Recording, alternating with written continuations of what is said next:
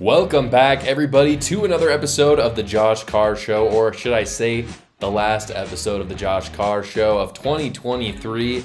Today, I make some predictions, but usually when I make some predictions, I try to leave a little bit of room for qualifying them, saying it may or may not happen. Today, I'm going to be giving 5 predictions for 2024 that not maybe will happen, but absolutely will happen. Some of them might surprise you. Most of them have to do with the 2024 election, because at this point, I believe that we have some pretty solid data moving forward for what's going to happen. So stick around for all 5 really quick.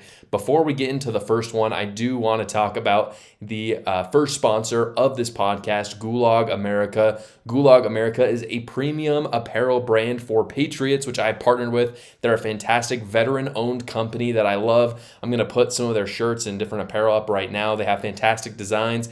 Their stuff lasts. It's also very affordable, so go check them out again at gulagamerica.com. Use my code JoshCarr10. You'll get 10% off all their stuff. Again, that's at gulagamerica.com. Use my code JoshCarr10. Now, my first prediction of 2024 is that Trump will be on every single ballot in the United States. To be clear, that I'm saying every single state in the nation is going to have Trump on the ballot, both for the primary and for the general election. We already know, and you've probably heard this last week, that corrupt judges in Colorado have barred Trump from being on the ballot. And I did a video about that. If you want to go check that out, you totally can. I'm not going to speak about that today, but we do have some breaking news. Maine has also blocked Donald Trump from running in 2024. And when I say running, I mean his name will not even appear on the ballot. And this is even more corrupt than what happened in Colorado. And here's why. Because it was decided by not multiple judges. The Colorado Supreme Court is what decided to bar Trump. And I still think those judges are corrupt, and I think they made the wrong decision, okay? But at least there was multiple people, right, that came to this conclusion. In Maine, there was one person, unelected, so an appointed person, basically just a random person. I mean, it was literally one person in Maine that made the decision that Donald Trump will be barred from the ballot. And that person was Shanna Bowles. I hope I said her name. Maybe Shanna or Shanna Bowles. Bellows, the Secretary of State in Maine. A Democrat, of course. This girl, again, not elected. She basically just decided that he committed insurrection. Again, he hasn't been convicted of insurrection, a detail that the Colorado Supreme Court conveniently left out. He has been charged of it. Even if, though, he was convicted of it, there is a ton of debate, whether you're a liberal or a conservative, whether or not the 14th Amendment even applies to the presidency. And so for this random Secretary of State of this tiny state to come out and be like, yes, he definitely committed insurrection, and by the way, no one in my state gets the chance to vote for or against him, is pretty much the most undemocratic thing that you could possibly do. And it's really fascinating because all you've heard from Democrats for all of 2023 and 2022, I mean, the whole message of the 2022 election was Republicans are an enemy to democracy. They will take away our republic. And I find that really ironic because any light study of history, modern or ancient, shows that when you have a totalitarian dictator, the first thing that they try to do is take out the opposition. And in ancient times, what that usually looked like, and really not even that ancient, but just a few hundred years ago plus, what that looked like was just murdering your opposition. And that still happens today. But more recently, in a lot of countries that kind of act like they're democracies, like Russia or Mexico, what you have is instead of having to kill them, they just simply don't let them run. That happened with the PRI, it happened in Mexico, it happens with Putin, things like this have happened in Rwanda and Cambodia. And it's crazy that the Democrats are selling this message of Republicans are anti-democracy, but at the same time, we're going to take our opposition and literally not let them run. That is such a crazy overstep of democracy. And so with that, even though all of this has happened, and even though I think it is a threat to democracy, and I think that it is a threat to our republic, fortunately, my first prediction going into the new year in 2024, and I think one that will play out in literally just a few weeks, is that the Supreme Court of the United States will overturn this decision both in Colorado and in Maine and any other state that wants to follow their example. So I predict at least 8 out of the 9 justices on the Supreme Court will rule in Trump's favor, potentially not Ketanji Brown Jackson, because she's practically just a an activist at this point. But I even think she would have a hard time, coming out against Trump, but maybe I'm wrong. But in any case, 8 out of 9, I predict judges in the Supreme Court will come out in Trump's favor, and that the totalitarian techniques that Democrats are using will be checked. And so that's a very positive prediction of 2024. Moving on to the second prediction of 2024, I believe that both Trump and Biden will be their party's nominations. Let's talk about Trump really quick first. I've said it before. If you guys are new to the channel, I've said it before and I'll say it again. I'm not a big Trump fan. And if you're wondering why he's done all these amazing things, it's very simple for me. I'm a conservative first. I don't believe that Donald Trump is that conservative. He's not as pro-life as I would like him to be. He hasn't had a great track record of cutting the bureaucracy. COVID is a great example of that. He doesn't have a great track record with debt either. So for those reasons, Trump's not my top choice. Now, does that mean Trump is the worst person in the world? No. Does it mean I'm not going to vote for him when he's the Republican primary winner? No, I'm still going to vote for him. But the reason why I predict that he's going to win is because he has such a huge hold on the Republican Party. And I know a lot of you guys, especially the ones that are big Vivek Ramaswamy fans or Ron DeSantis fans, are saying, I've talked to so many of my friends, and my friends are saying, we don't like Trump, we'd rather vote for this person. And I hear you. I get what you're saying.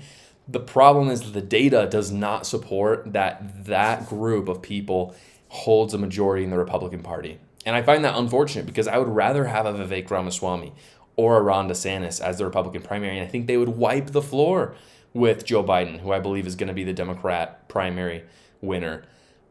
As of now, it's pretty clear that at least 60% of Republicans are pretty bought into Donald Trump, and I think that maybe if Nikki Haley or Ron DeSantis could have beat him if they had a better campaign, but they were weak sauce at the beginning of the campaign. Let's just call it what it is.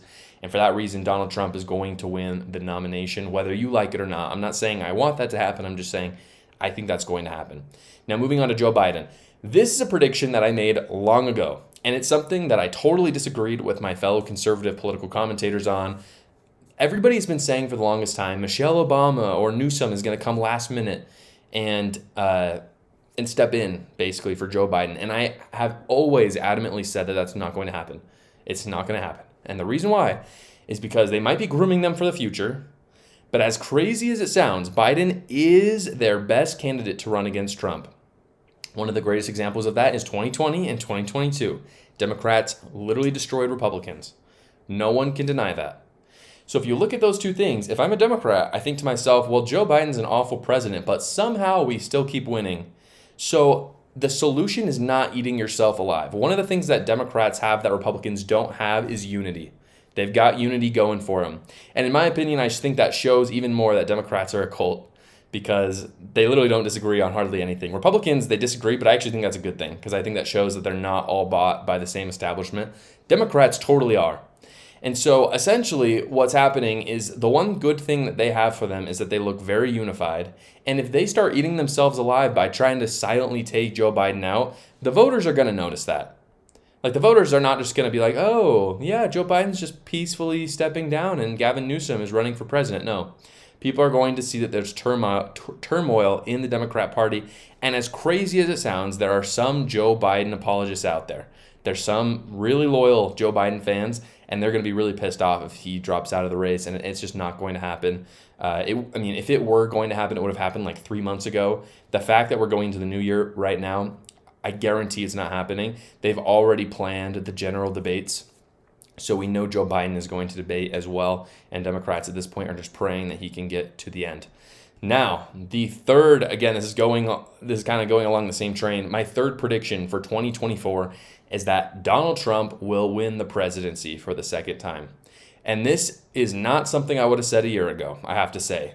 The polling right now is strong for Trump. It's going to change. Democrats are going to fight back. Republicans get complacent a lot of the times. But I still believe it's going to be incredibly tight, by the way. But I think Ronna McDaniel, if you don't know who Ronna McDaniel is, she is the chairwoman of the Republican Party. By the way, I do not like Ronna McDaniel. She is an awful job. She took the position of chairwoman in 2017, which obviously was one of the greatest Republican victories of this century. She took that position after that victory, and then we've proceeded to lose in 2018, 2020, 2022, 2023. So she's awful, but she knows she's awful, and she knows that if she fails in 2024, she's out. So she has an incredible incentive to do a good job. I don't think that she's going to do a good job, as we'll talk about in a second, in some of the House races, but I do think that she's going to help Donald Trump win as much as possible because it's her only shot at keeping her job and staying relevant in politics. And so I just think the incentives are aligned there. And I think that along that same train, I believe Trump's campaign is going to improve from 2020 and focus really hard on those swing states. The polling in those swing states looks very good for him right now, and I don't think they'll change so long as Trump's campaign does not get complicit. And they totally could, but I don't think it's going to happen. I think that they really want the presidency, and Joe Biden is sleepy, and for that reason, he's going to lose. Hello, everybody. As you can see, I am not in the studio right now. I am in my garage, where I want to share with you how my wife and I keep our stuff organized going into the new year. We use Smart Labels, an easier way of storing those Christmas decorations and lights so we don't lose them again next year. First, you just slap a label on your bin, download the free Smart Labels app, create your first Smart Label, add the items you have in your bin or box, and later search for your stuff when you need it without having to climb over boxes. The best part, the first year is free. So go get your Smart Labels now at Amazon or Walmart.com. Okay, my two last predictions for 2024 are that Republicans will lose the House and take the Senate. And I'll admit, this isn't that fancy of a prediction. But I did say that I had to be sure on these predictions, and I am very sure about this. As I've said before, Ronna McDaniel is a train wreck. She sucks at her job. She did awful in 2018, awful in 2020, awful in 2022, awful in 2023. And I don't think this election is going to be any different in the House. I do think it will be different in the presidency. But Republicans just have a tendency recently to run bad candidates, and I don't think that's going to change. And I think looking at, there's so many House races, I can't talk about all of them in one sitting, but looking at them, I don't think this race has been any different. I think that as we get closer, we're going to see that in swing states, we're going to lose a lot of conservative House leaders because they are not leaders, really. I say leaders, but they're just not leaders. That's the reason why. You've got literally George Santos type people who they just aren't that conservative, and they're just not that good at being a politician. They get complicit. They think they're going to win because Democrats believe in stupid stuff like life doesn't begin at conception, and that men can become women. And you think to yourself, oh, well, of course we'll win. And then they lose because Democrats have money and they're really, really good at campaigning. And I don't think that 2024 is going to be any different. And so for that reason, I think the House, we're going to lose, and it is unfortunate. But I do think the Senate, on the other hand, looks very good. And I want to show you something. I'm going to pop it up on the screen right now. What you're looking at right now are all of the what is considered kind of the at-large races in the Senate race going into 2024. These are all the people that could potentially switch, okay? There's a lot more people that are, up for re-election, but these are in seats that aren't going to switch at all. If you look at this list, you're going to notice that there's only 2 red dots. Who are these red dots? We have Rick Scott and Ted Cruz. They're saying that the only Republicans that, and this is according to 270towin.com, by the way, I think their stuff is super reliable, so I definitely trust them. And these are pretty much all the swing states, so I think this is totally accurate. But I'm sorry, Ted Cruz and Rick Scott are not losing their re-election. I'm sorry. Florida's getting more and more red by the day. Texas, not so much, but Ted Cruz is not gonna, he's gonna get reelected. It is the way it is. So, again, the only 2 Republicans that are up for grabs are going to win. The rest of the people that could potentially lose are all blue. You have Joe Manchin's seat. That's definitely going blue, in my opinion. Bob Casey, I think there's a really good shot that switches.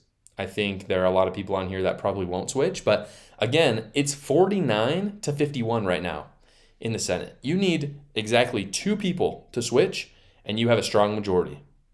And I think right here what you're seeing is there are potentially 3 or 4 that could swap, and Republicans could pick up a massive victory in the Senate. One thing that bringing it a little bit more local to me, in my native state of Utah, we have Mitt Romney, who is retiring. And everybody knows that Mitt Romney has kind of become a bit of a rhino. to put it lightly, over the years. And so I think that not only do Republicans have the opportunity to flip some of those Democrat seats in those swing states, but they also have the opportunity to take out people like Mitt Romney, who are not running again, and run much more conservative candidates who don't work with Democrats in the same way that Mitt Romney did. My last prediction for 2024, guys, is that we will see a huge decrease in traditional legacy media viewership and an even larger increase in alternative media sources than we saw this year. People are sick of media, like of the media's lies. It's crazy, from CNN saying like a Jew fell on the sidewalk when in reality he was killed by a pro-Hamas protester, to the New York Times covering for the Biden family and all of their craziness and the Hunter Biden cases and Joe Biden working with him in Ukraine. People are sick of it. They're sick of the New York Times. They're sick of CNN. They're even sick of conservative cable news like Fox News, who literally posted a story about trans kids on their network. I mean, these are companies that are bought out by BlackRock CEOs. They're bought out by the executives who are literally running the COVID cult that we saw in 2020 and 2021. And so I think alternative media is going to continue to thrive. I believe the numbers are going to become exponentially greater than even this year.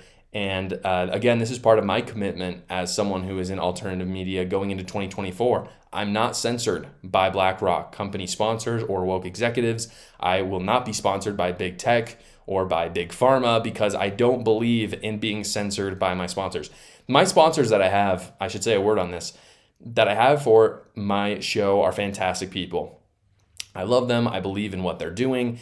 They do not agree with me politically, and that's okay, because that used to be how it was in America. It wasn't always that we had to just agree with everybody politically, or that someone had to censor the person that they were sponsoring because they are nervous that they might say something that doesn't align with their company motto. Instead, you can literally just enjoy the fruits of capitalism, where you scratch each other's backs and it doesn't matter so much about the politics. This is what I'm committing to all of you in 2024.